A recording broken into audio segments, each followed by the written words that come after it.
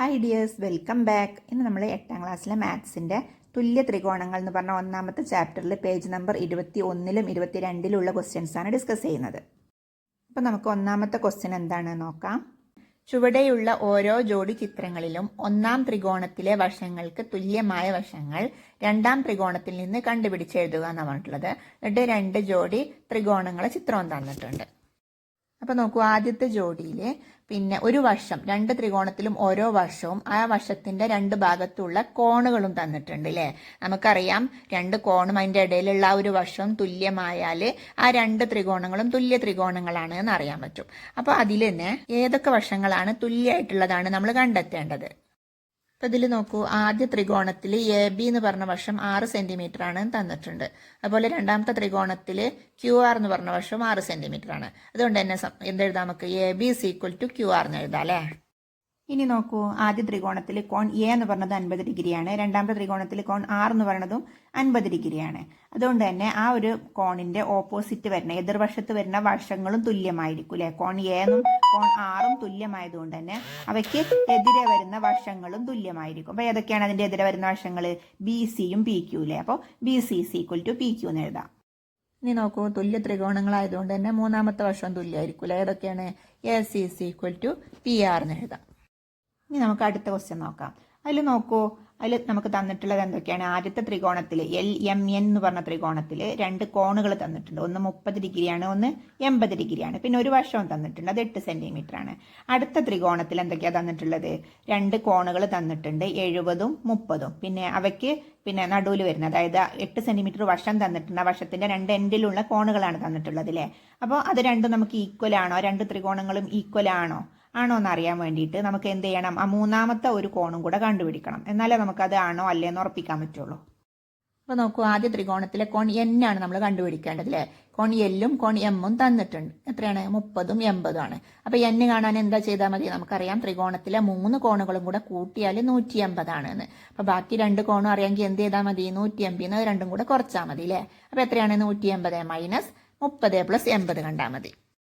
അപ്പോൾ എത്ര കിട്ടുക? 30ഉം 80ഉം കൂടെ കൂട്ടിയാൽ 110 അല്ലേ. അപ്പോൾ 180 - 110, അപ്പോൾ 70 ഡിഗ്രി എന്ന് കിട്ടും. ഇപ്പൊ നോക്കൂ, ആ LMN എന്ന് പറഞ്ഞ ത്രികോണത്തിൽ 8 സെന്റിമീറ്റർ വശം, അതിന്റെ 2 എൻഡിലുള്ള കോണുകൾ ഒന്ന് 30ഉം ഒന്ന് 70ഉം ആണ് എന്ന് കിട്ടിയില്ലേ. അടുത്ത ത്രികോണത്തിലും 8 സെന്റിമീറ്റർ വശത്തിന്റെ 2 എൻഡിലുള്ള കോണുകൾ ഒന്ന് 70ഉം ഒന്ന് 30ഉം തന്നെയാണെന്ന് മനസ്സിലായി. അപ്പൊ അതുകൊണ്ട് തന്നെ ഈ 2 ത്രികോണങ്ങളും എന്താണ്? തുല്യ ത്രികോണങ്ങളാണ്. അപ്പൊ തുല്യ ത്രികോണങ്ങളുടെ എല്ലാ വശങ്ങളും എന്തായിരിക്കും? തുല്യമായിരിക്കും അല്ലെ. തുല്യ ത്രികോണങ്ങളിലെ തുല്യ കോണുകൾക്ക് എതിരെ വരുന്ന വശങ്ങൾ തുല്യമായിരിക്കും. അപ്പൊ നോക്കൂ, ആദ്യം നമുക്ക് ഈക്വൽ ആണെന്ന് അറിയുന്ന വശങ്ങൾ ഏതൊക്കെയാണ് നോക്കാം, അത് എഴുതാം. LN എന്ന് പറഞ്ഞ വശം 8 സെന്റിമീറ്റർ ആണ്. അതുപോലെ മറ്റേ ത്രികോണത്തിൽ XY എന്ന് പറഞ്ഞ വശം 8 സെന്റിമീറ്റർ ആണ്. അപ്പൊ അത് രണ്ടും ഈക്വൽ ആണെന്ന് എഴുതാം അല്ലെ.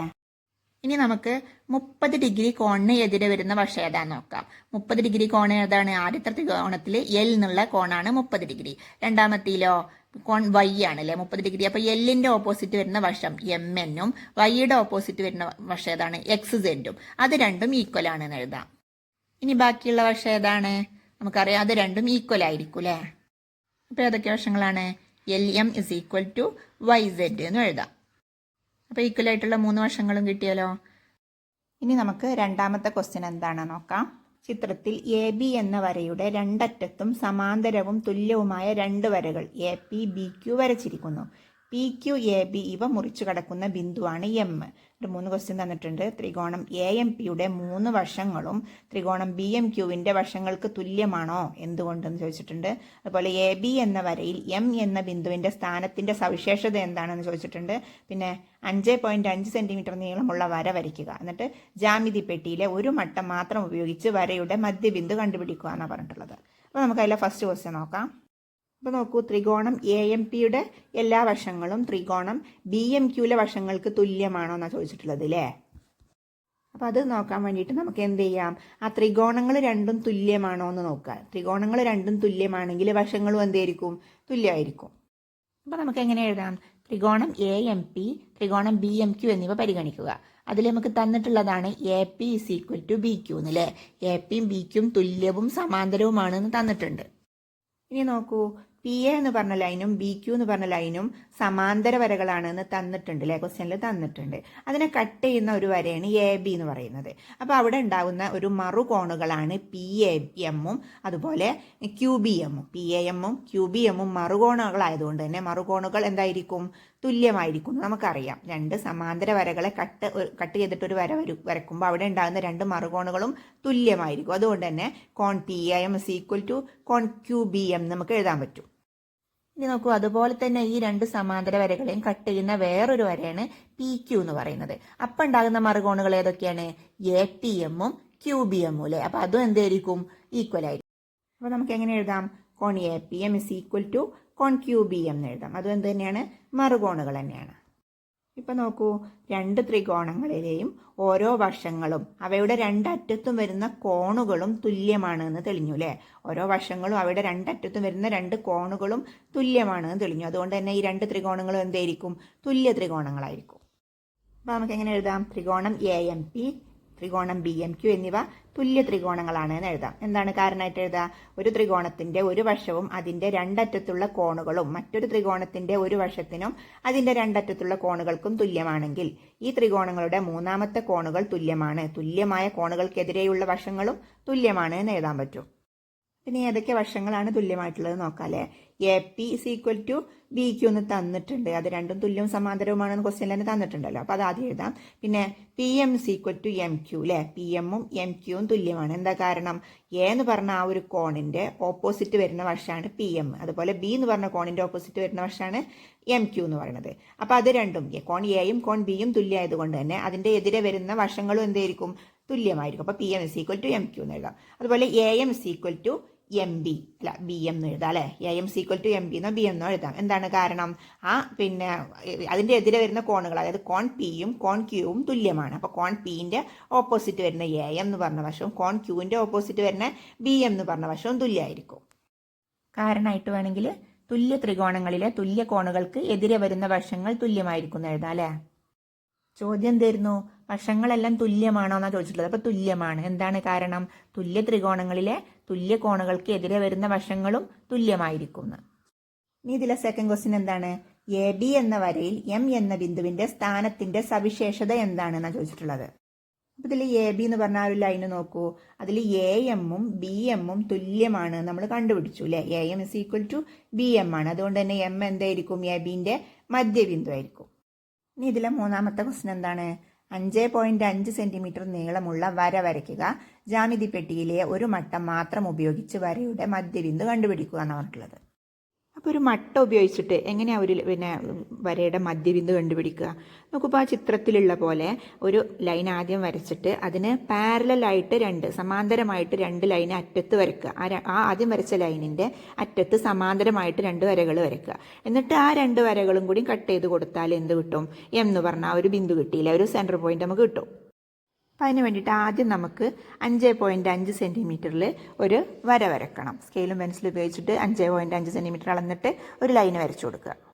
എന്നിട്ട് നമ്മുടെ ജോമെട്രി ബോക്സിലുള്ള ഏതെങ്കിലും ഒരു മട്ടം ഉപയോഗിച്ചിട്ട് ഏതെങ്കിലും ഒരു സെറ്റ് സ്ക്വയർ യൂസ് ചെയ്തിട്ട് എന്നിട്ട് ഈ ചിത്രത്തിൽ കാണുന്ന പോലെ സെറ്റ് സ്ക്വയറിൻ്റെ ഏതെങ്കിലും ഒരു മൂല ആ എ എന്ന് പറഞ്ഞ ആ ഒരു പോയിന്റിൽ വെച്ചിട്ട് സ്ട്രെയിറ്റ് ആയിട്ടൊരു ലൈന് വരച്ചു കൊടുക്കുക.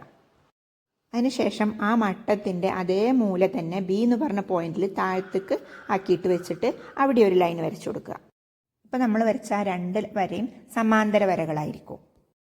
ഇനി നമ്മൾ ആ രണ്ട് ലൈനിൻ്റെയും ലെങ്ത്ത് കറക്റ്റ് ആക്കുക, നീളം കറക്റ്റ് ആക്കിയിട്ട് ഒരു പോയിന്റ് മാർക്ക് ചെയ്തിട്ട് അത് രണ്ടും കൂടി ക്രോസ് ചെയ്ത് വരച്ചു കൊടുത്താൽ എ ബിൻ്റെ മിഡ് പോയിന്റ് നമുക്ക് കിട്ടും. ഓക്കെ ആണല്ലോ. എ ബി എന്ന് പറഞ്ഞാൽ 5.5 സെൻറ്റിമീറ്ററിൽ നമ്മൾ ആദ്യം ഒരു വര വരച്ചു, അതിൻ്റെ മിഡ് പോയിന്റും കിട്ടിയില്ലേ. മിഡ് പോയിന്റ് കണ്ടുപിടിക്കാനല്ലേ നമ്മളോട് പറഞ്ഞിട്ടുള്ളത്. അപ്പോൾ അത് നമുക്ക് കിട്ടിയിട്ടുണ്ട്. ഇനി നമുക്ക് മൂന്നാമത്തെ ക്വസ്റ്റ്യൻ എന്താണ് നോക്കാം. ചിത്രത്തിൽ A B C D E എന്ന പഞ്ചഭുജത്തിന്റെ വശങ്ങൾ തുല്യമാണ്, കോണുകളും തുല്യമാണ്. എ ബി എ ഇ എന്നീ വശങ്ങൾ നീട്ടിയതും സി ഡി എന്ന വശം നീട്ടിയതും പി ക്യു എന്നീ ബിന്ദുക്കളിൽ കൂട്ടിമുട്ടുന്നു. രണ്ട് ക്വസ്റ്റ്യൻ ആണുള്ളത്. ത്രികോണം ബി പി സിയുടെ വശങ്ങൾ ത്രികോണം ഇ ക്യു ഡിയുടെ വശങ്ങൾക്ക് തുല്യമാണോ എന്തുകൊണ്ട് എന്നുള്ളതാണ്. അതുപോലെ ത്രികോണം എ പി ക്യൂയുടെ എ പി എ ക്യു എന്നീ വശങ്ങൾ തുല്യമാണോ എന്തുകൊണ്ടെന്നും കണ്ടുപിടിക്കണം. അപ്പോൾ ചിത്രത്തിൽ നോക്കൂ, A B C D E എന്ന് പറഞ്ഞത് ഒരു പഞ്ചഭുജാണ് തന്നിട്ടുണ്ട്. അതുപോലെ അതിൻ്റെ കോണുകളും വശങ്ങളും ഒക്കെ തുല്യമാണെന്നും തന്നിട്ടുണ്ട്. പിന്നെ നമ്മളോട് എന്താ കണ്ടുപിടിക്കാൻ പറഞ്ഞിട്ടുള്ളത്? ത്രികോണം ബി പി സിയുടെ വശങ്ങൾ ത്രികോണം ഇ ക്യു ഡിക്ക് വശങ്ങൾക്ക് തുല്യമാണോ എന്നാണ് കണ്ടുപിടിക്കേണ്ടത്. അപ്പോൾ അതിന് വേണ്ടിയിട്ട് ആ വശങ്ങൾ തുല്യമാണോ എന്ന് അറിയാൻ വേണ്ടിയിട്ട് നമ്മൾ എന്ത് ചെയ്യണം? ആ രണ്ട് ത്രികോണങ്ങളും തുല്യമാണെന്ന് തെളിയിക്കണം. ത്രികോണങ്ങൾ തുല്യമാണെന്ന് തെളിയിക്കാൻ നമുക്ക് 3 റൂൾസ് അറിയാം അല്ലേ? എന്തൊക്കെയാണ്? 3 വശങ്ങൾ തുല്യമാവണമെങ്കിൽ ഒന്നുകിൽ 3 വശങ്ങളും മറ്റേ ത്രികോണത്തിൻ്റെ 3 വശങ്ങളായിട്ട് തുല്യമാവണം. അതല്ലെങ്കിൽ 2 വശങ്ങളും അവയ്ക്കിടയിലുള്ള കോണും തുല്യമാണെങ്കിലും ആ 2 ത്രികോണങ്ങളും തുല്യമായിരിക്കും. അതല്ലെങ്കിൽ എന്തൊക്കെയാണ്? ഒരു വശവും അതിൻ്റെ രണ്ടറ്റത്തുള്ള കോണുകളും തുല്യമാണെങ്കിലും ആ ത്രികോണം തുല്യമായിരിക്കും. അപ്പോൾ നമുക്കിതിൽ ഏതെങ്കിലും ഒരു റൂൾ വെച്ചിട്ട് ഈ ത്രികോണങ്ങൾ തുല്യമാണോ എന്ന് തെളിയിക്കണം ആദ്യം. അപ്പോൾ നമുക്കിതിൽ അറിയുന്ന കാര്യമാണ് ബി സി സമം ഇ ഡി ആണ് എന്നല്ലേ. ബി സി എന്ന് പറഞ്ഞ വശവും ഇ ഡി എന്ന് പറഞ്ഞ വശവും തുല്യമാണ് നമുക്കറിയാം. എന്താ കാരണം? ആ A B C D E എന്ന് പറഞ്ഞ ആ ഒരു പഞ്ചഭുജത്തിലെ വശങ്ങളെല്ലാം തുല്യമാണ് നമുക്ക് തന്നിട്ടുണ്ട്. അതുകൊണ്ട് തന്നെ B C equal to E D എന്ന് എഴുതാം. ഇനി നമുക്കറിയാവുന്ന കാര്യം ആ പഞ്ചഭുജത്തിലെ കോണുകളെല്ലാം തുല്യമാണ് എന്നാണ്. അപ്പം അതിൽ കോണിന് നമുക്ക് എക്സ് ഡിഗ്രി എന്ന് എടുത്തു കഴിഞ്ഞാൽ അതിലുള്ള എല്ലാ കോണുകളും എക്സ് ഡിഗ്രി ആയിരിക്കില്ലേ. കോൺ എ സമം കോൺ എ ബി സി സമം കോൺ ബി സി ഡി സമം കോൺ സി ഡി ഇ സമം കോൺ D E A equal to X degree എന്ന് കൊടുക്കാം. കാരണമായിട്ട് എന്ത് കൊടുക്കാം? പഞ്ചഭുജത്തിലെ കോണുകളാണത്. ഇനി നോക്കൂ, കോൺ എ ബി സി എന്നുള്ളത് എക്സ് ഡിഗ്രി ആണെങ്കിൽ കോൺ സി ബി പി എന്ന് പറഞ്ഞത് എത്രയായിരിക്കും? 180 എക്സ് കുറച്ചതാവും അല്ലേ. കാരണം എന്താണ്? അത് രണ്ടും അനുപൂരക കോണുകളാണ്. അനുപൂരക കോണുകൾ എന്ന് പറഞ്ഞാൽ അത് രണ്ടും കൂടെ കൂട്ടിയാൽ 180 ഡിഗ്രി ആയിരിക്കും. അപ്പോൾ ഒന്ന് എക്സ് ആണെങ്കിൽ മറ്റേത് എത്രയായിരിക്കും? 180 എക്സ് കുറച്ചതായിരിക്കും. അപ്പോൾ എന്തെഴുതാം? 180 മൈനസ് എക്സ് എന്ന് എഴുതാം. അപ്പോൾ A B C D E എന്ന് പറഞ്ഞ ആ ഒരു പഞ്ചഭുജത്തിലെ എല്ലാ കോണുകളും തുല്യമായതുകൊണ്ട് അതിലുള്ള എല്ലാ കോണുകളും എക്സ് ആയിരിക്കും. അതുപോലെ തന്നെ ആ കോണിൻ്റെ ഒക്കെ അനുപൂരക കോണുകൾ എന്തായിരിക്കും? 180 മൈനസ് എക്സ് ഡിഗ്രി ആയിരിക്കും. അപ്പോൾ ഏതൊക്കെയാണ് അനുപൂരക കോണുകൾ വരുന്നത്? കോൺ ബി സി പി ഉണ്ട്, അതുപോലെ കോൺ ഇ ഡി ക്യു ഉണ്ട്, പിന്നെ കോൺ ഡി ഇ ക്യു ഉണ്ട്, കോൺ സി ബി പി ഉണ്ട് അല്ലേ. അതെല്ലാം എന്ത് തന്നെയാണ്? 180 മൈനസ് എക്സ് ഡിഗ്രി തന്നെയായിരിക്കും. ഇപ്പോൾ നോക്കൂ, ആ 2 ത്രികോണത്തിലും അതായത് ത്രികോണം ബി പി സിയിലും ത്രികോണം ഇ ഡി ക്യൂവിലും ഒരു വശം തുല്യമാണ്. അതായത് B C is equal to E D എന്ന് കിട്ടി. അതുപോലെ അതിൻ്റെ രണ്ടറ്റത്തുള്ള കോണുകൾ ഏതൊക്കെയാണ്? കോൺ ബി സി പിയും കോൺ ഇ ഡി ക്യൂവും തുല്യമാണ്. അതുപോലെ കോൺ ഡി ഇ ക്യൂവും കോൺ സി ബി പിയും തുല്യമാണ് അല്ലേ. അപ്പം അങ്ങനെ ഒരു വശം അവയുടെ രണ്ടറ്റത്തുമുള്ള കോണുകളും തുല്യമായാൽ ആ 2 ത്രികോണങ്ങളും തുല്യമായിരിക്കും നമ്മൾ പഠിച്ചിട്ടുണ്ട് അല്ലേ. അപ്പോൾ ഇതിന് കാരണമായിട്ട് എന്തെഴുതാം? ഒരു ത്രികോണത്തിൻ്റെ ഒരു വശവും അതിൻ്റെ രണ്ടറ്റത്തുള്ള കോണുകളും മറ്റൊരു ത്രികോണത്തിൻ്റെ ഒരു വശത്തിനും അതിൻ്റെ രണ്ടറ്റത്തുള്ള കോണുകൾക്കും തുല്യമാണെങ്കിൽ ഈ ത്രികോണങ്ങളുടെ മൂന്നാമത്തെ കോണുകൾ തുല്യമാണ്. തുല്യമായ കോണുകൾക്കെതിരെയുള്ള വശങ്ങളും തുല്യമാണ് എന്നാണ് അല്ലേ. ആയതുകൊണ്ട് ത്രികോണം ബി പി സിയുടെ വശങ്ങൾ ത്രികോണം ഇ ഡി ക്യൂവിൻ്റെ വശങ്ങൾക്ക് തുല്യമാണ് എന്ന് എഴുതാം അല്ലേ. ഇനി ഇതിലെ സെക്കൻഡ് ക്വസ്റ്റ്യൻ എന്താണ്? ത്രികോണം എ പി ക്യൂയുടെ എ പി എ ക്യു എന്നീ വശങ്ങൾ തുല്യമാണോ എന്തുകൊണ്ട് എന്നാണ് ചോദിച്ചിട്ടുള്ളത്. അപ്പോൾ ഇത് കണ്ടുപിടിക്കാനായിട്ട് A B is equal to A E ആണ് നമുക്കറിയാലേ. കാരണം അത് പഞ്ചഭുജത്തിലെ വശങ്ങളാണ്, വശങ്ങൾ തുല്യമാണെന്ന് ക്വസ്റ്റ്യൻ തന്നെ തന്നിട്ടുണ്ട്. ഇനി നോക്കൂ, ത്രികോണം ബി പി സി എന്ന് പറയുന്നതും ത്രികോണം ഇ ഡി ക്യു എന്ന് പറയുന്നതും തുല്യ ത്രികോണങ്ങളാണ് എന്ന് നമ്മൾ നേരത്തെ കണ്ടുപിടിച്ചു അല്ലേ. അതിലുള്ള തുല്യ കോണുകളാണ് ബി സി പി എന്ന് പറയുന്നതും ഇ ഡി ക്യു എന്ന് പറയുന്നതും. എന്താണ് കാരണം? അത് രണ്ടും 180 മൈനസ് എക്സ് ഡിഗ്രിയാണ് നമ്മൾ നേരത്തെ പറഞ്ഞു. അത് തുല്യ കോണുകളായതുകൊണ്ട് അവയ്ക്കെതിരെയുള്ള വശങ്ങളും തുല്യമായിരിക്കും. അവയ്ക്കെതിരെയുള്ള വശങ്ങളാണ് ബി പി എന്ന് പറയുന്നതും ഇ ക്യു എന്ന് പറയുന്നതും. അതുകൊണ്ട് തന്നെ B P is equal to E Q എന്ന് എഴുതാം. ഇനി നോക്കൂ, എ ബിയും എയും ഈക്വൽ ആണെന്ന് പറഞ്ഞു, ബി പിയും ഇ ക്യും ഈക്വൽ ആണെന്ന് പറഞ്ഞു. അങ്ങനെയാണെങ്കിൽ എ ബിയും ബി പിയും കൂടിയും കൂട്ടിയാൽ എയും ഇ ക്യും കൂടിയും കൂട്ടിയതും തുല്യമായിരിക്കും നമുക്കറിയാലോ. അപ്പം എങ്ങനെ എഴുതാം? A B plus B P is equal to A E plus E Q എന്ന് എഴുതാം. ഇനി ചിത്രത്തിൽ നോക്കൂ, എ ബിയും ബി പിയും കൂടിയും കൂട്ടിയാൽ എന്താണ്? എ പി ആണ് അല്ലേ. എ പി എന്ന് പറഞ്ഞ ഒരൊറ്റ ലൈനാണ്. അതുപോലെ എ ഇ എന്ന് പറഞ്ഞ ലൈനും ഇ ക്യു എന്ന് പറഞ്ഞ ലൈനും കൂടിയും കൂട്ടിയാൽ എന്താണ്? അത് എ ക്യു എന്ന് പറഞ്ഞ ലൈനാണ്. അപ്പോൾ A P is equal to A Q എന്ന് കിട്ടിയല്ലോ. അപ്പോൾ വീഡിയോ എല്ലാവർക്കും ഇഷ്ടമായിട്ടുണ്ടാവുമെന്ന് വിശ്വസിക്കുന്നു. വീഡിയോ ഇഷ്ടമായാൽ ലൈക്ക് ചെയ്യാനും ഷെയർ ചെയ്യാനും സബ്സ്ക്രൈബ് ചെയ്യാനൊന്നും മറക്കല്ലേ. അപ്പോൾ നമുക്ക് അടുത്ത വീഡിയോയിൽ കാണാം. ബൈ. ഇനി നമുക്ക് 4ാമത്തെ ക്വസ്റ്റ്യൻ എന്താണ് നോക്കാം. ചിത്രത്തിലെ ത്രികോണം എ ബി സി, ത്രികോണം പി ക്യു ആർ ഇവയിൽ A B is equal to Q R, B C is equal to R P, C A is equal to P Q എന്നിങ്ങനെയാണ്. ഇത് 2 ക്വസ്റ്റ്യൻ ഉണ്ട്, 2 ചിത്രം തന്നിട്ടുണ്ട്. പിന്നെ സി ഡി പി എസ് ഇവ തുല്യമാണോ എന്തുകൊണ്ട് എന്ന് തെളിയിക്കണം. അതുപോലെ ത്രികോണം എ ബി സി, ത്രികോണം പി ക്യു ആർ ഇവയുടെ പരപ്പളവുകൾ തമ്മിൽ എന്താണ് ബന്ധമെന്നും കണ്ടുപിടിക്കണം.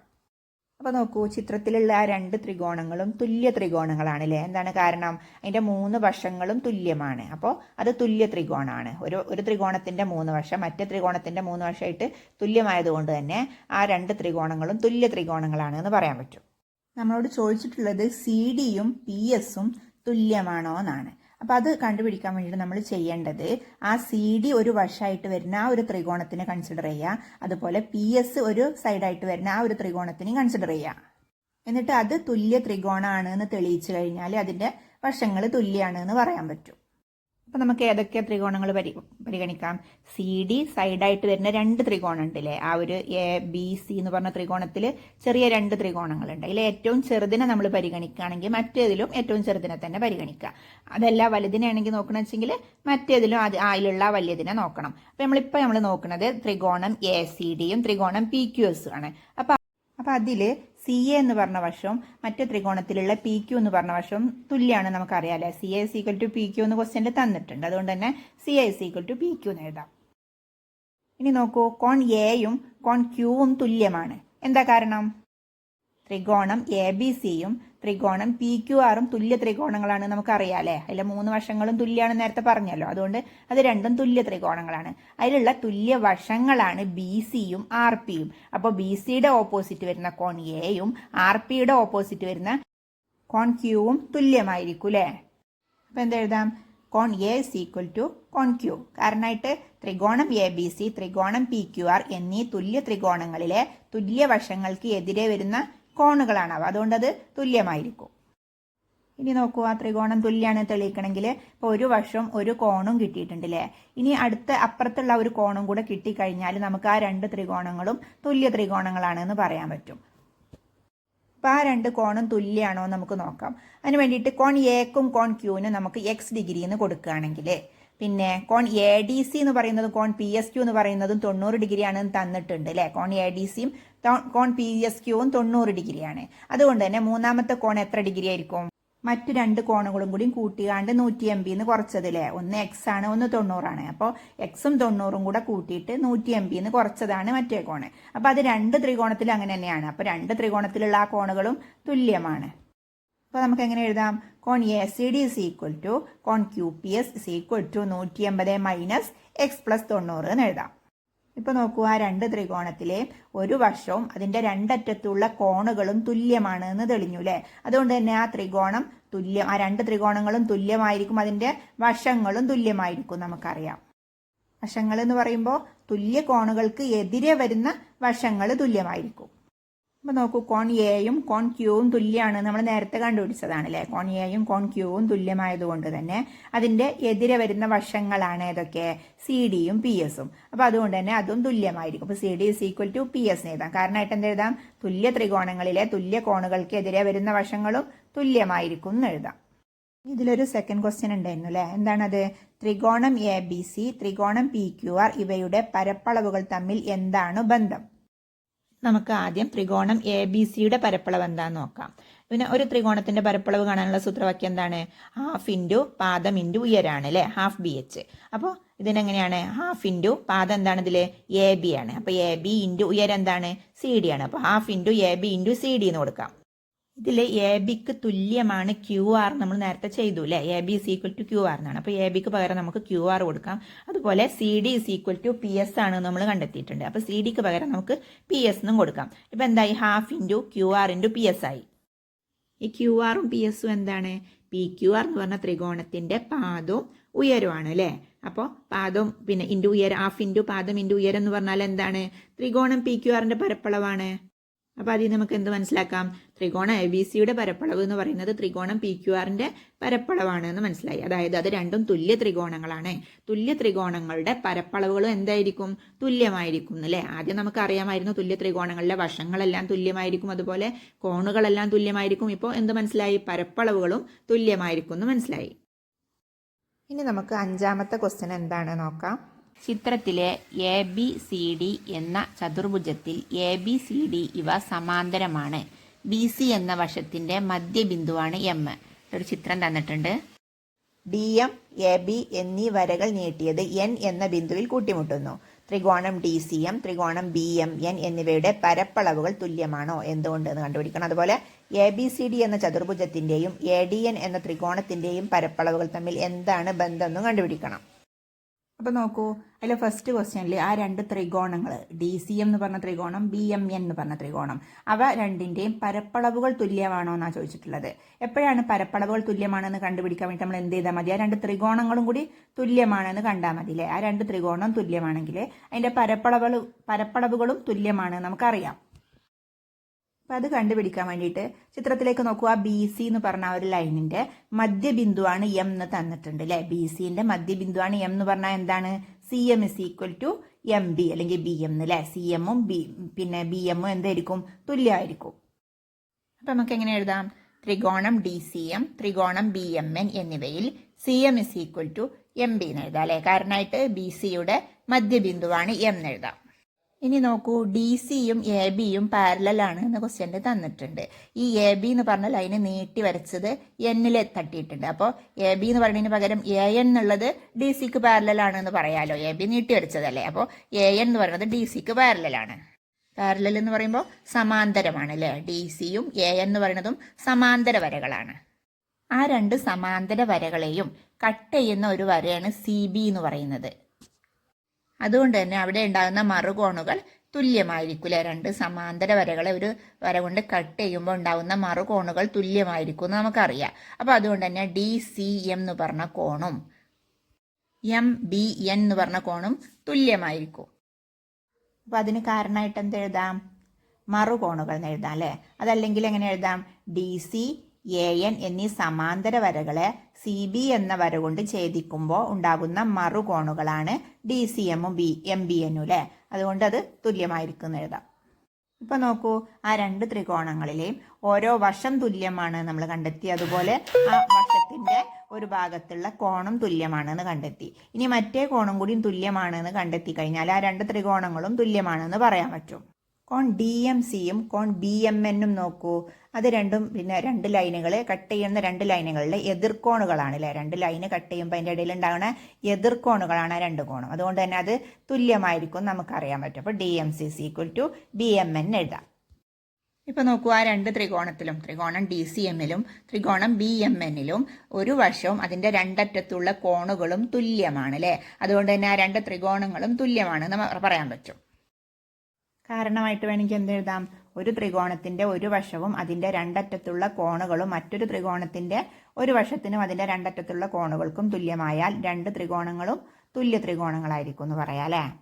അതുകൊണ്ട് തന്നെ നമുക്ക് എന്ത് പറയാം? ത്രികോണം ഡി സി എമ്മും ത്രികോണം ബി എം എൻ എന്നീ രണ്ട് ത്രികോണങ്ങളുടെ പരപ്പളവുകളും തുല്യമായിരിക്കും. എന്താണ് കാരണം? അത് തുല്യ ത്രികോണങ്ങളാണ്. അതുകൊണ്ട് തന്നെ അതിൻ്റെ പരപ്പളവുകളും തുല്യമായിരിക്കും. ഇതിലെ സെക്കൻഡ് ക്വസ്റ്റ്യൻ എന്താണ്? എ ബി സി ഡി എന്ന ചതുർഭുജത്തിൻ്റെയും എ ഡി എൻ എന്ന ത്രികോണത്തിൻ്റെയും പരപ്പളവുകൾ തമ്മിൽ എന്താണ് ബന്ധം എന്നാണ് ചോദിച്ചിട്ടുള്ളത്. അപ്പോൾ അത് കണ്ടുപിടിക്കാനായിട്ട് ആദ്യം നമുക്ക് ചതുർഭുജം എ ബി സിയുടെ പരപ്പളവ് എന്താണെന്ന് നോക്കാം. ഈ എ ബി സി ഡി എന്ന് പറഞ്ഞ ഒരു ചതുർഭുജത്തിനെ നോക്കൂ. അതിനെ നമുക്ക് ഡി എം എന്ന് പറഞ്ഞ ഒരു ലൈൻ കൊണ്ട് കട്ട് ചെയ്തില്ലേ? അപ്പോൾ എന്താ കിട്ടിയിട്ടുള്ളത്? ആദ്യം എ എം ബി ഡി എന്ന് പറഞ്ഞ ഒരു ചതുർഭുജം കിട്ടിയിട്ടുണ്ട്. അതുപോലെ ഡി സി എം എന്ന് പറഞ്ഞ ഒരു ഒരു ത്രികോണവും കിട്ടിയിട്ടുണ്ട് അല്ലേ? അപ്പോൾ നമുക്ക് എ ബി സിയുടെ പരപ്പളവ് എന്നുള്ളതിന് പകരം എങ്ങനെ എഴുതാം? ചതുർഭുജം എ ബി എം ഡിയുടെ പരപ്പളവ് പ്ലസ് പിന്നെ ത്രികോണം ഡി സി എമ്മിൻ്റെ പരപ്പളവ് എന്ന് എഴുതാം. അങ്ങനെയല്ലേ? വലിയ ഒരു ചതുർഭുജത്തിൻ്റെ പരപ്പളവ് കാണാൻ വേണ്ടിയിട്ട് ഇപ്പം ചെറിയതിനെ രണ്ട് ഭാഗമാക്കിയിട്ട് രണ്ടിൻ്റെയും കൂടി പരപ്പളവ് കൂട്ടിയാൽ മതി. അതിൽ ഡി സി എം എന്ന് പറഞ്ഞ ആ ഒരു ത്രികോണത്തിൻ്റെ പരപ്പളവിന് തുല്യമാണ് ബി എം എൻ എന്ന് പറഞ്ഞ ആ ഒരു ത്രികോണത്തിൻ്റെ പരപ്പളവ് എന്നുള്ളത് നമ്മൾ തൊട്ട് മുമ്പ് ചെയ്തു അല്ലേ? അപ്പം അത് രണ്ടും തുല്യമായതുകൊണ്ട് തന്നെ നമുക്ക് എന്ത് എഴുതാം? ഡി സി എമ്മിന് പകരം ബി എം എൻ എഴുതാം. അപ്പം നമുക്ക് എന്ത് എഴുതാം? ചതുർഭുജം എ ബി എം ഡിയുടെ പരപ്പളവ് പ്ലസ് ത്രികോണം ബി എം എന്നിൻ്റെ പരപ്പളവ് എന്ന് എഴുതാം അല്ലേ?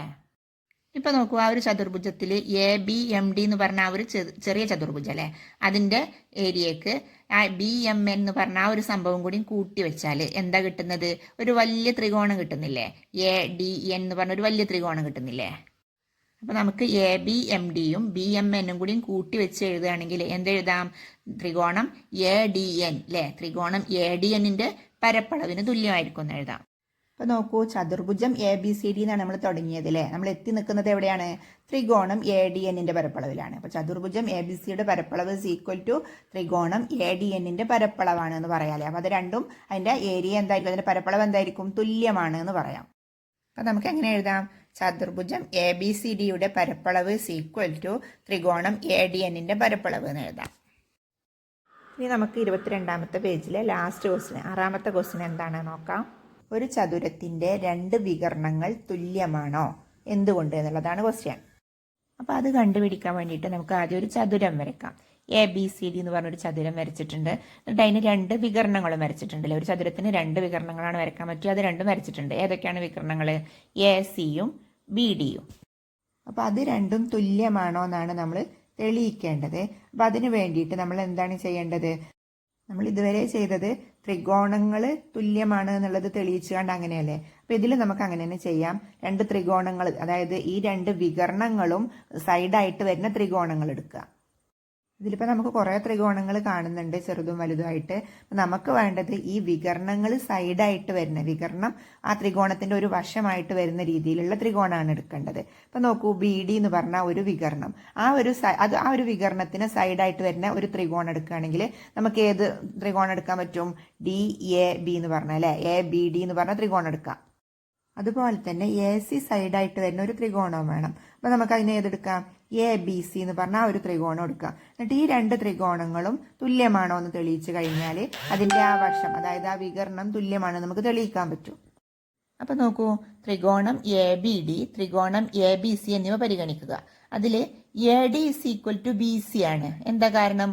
അത് ആ ചതുരത്തിന്റെ എതിർവശങ്ങളാണ്. ചതുരത്തിന്റെ എതിർവശങ്ങൾ തുല്യമായിരിക്കും നമുക്കറിയാം. അതുകൊണ്ട് തന്നെ നമുക്ക് AD = BC എന്ന് എഴുതാം. ഇനി നോക്കൂ, ആ 2 ത്രികോണത്തിന്റെയും വേറെ ഒരു വശമാണ് AB എന്ന് പറഞ്ഞത്. രണ്ടിനും പൊതുവായിട്ടുള്ളതാണ്. അപ്പൊ AB = AB എന്ന് എഴുതാം അല്ലേ. അതിന്റെ കാരണമായിട്ട് എന്താ എഴുതുക? 2 ത്രികോണങ്ങൾക്കും പൊതുവായ വശമാണ് എന്ന് എഴുതാം. ഇപ്പൊ നോക്കൂ, ഒരു ത്രികോണത്തിലെ 2 വശങ്ങൾ മറ്റേ ത്രികോണത്തിലെ 2 വശങ്ങളും സമമാണ് എന്ന് കണ്ടെത്തിയില്ലേ. ഇനി അവയ്ക്കിടയിലുള്ള കോണും കൂടി തുല്യമാണ് എന്ന് കണ്ടെത്തി കഴിഞ്ഞാൽ നമുക്ക് ആ 2 ത്രികോണങ്ങളും തുല്യ ത്രികോണങ്ങളാണ് എന്ന് പറയാൻ പറ്റും. അപ്പൊ അതിന്റെ ഇടയിലുള്ള കോണുകൾ ഏതൊക്കെയാണ്? കോൺ DABയും കോൺ ABCയും. അത് രണ്ടും എന്താണ്? 90 ഡിഗ്രിയാണ്. എന്താ കാരണം? അത് ചതുരത്തിലെ ഓരോ കോണുകളാണ് അല്ലെ. ചതുരത്തിലെ 4 കോണുകളും എത്ര വീതമായിരിക്കും? 90 ഡിഗ്രി വീതമായിരിക്കും നമുക്കറിയാം.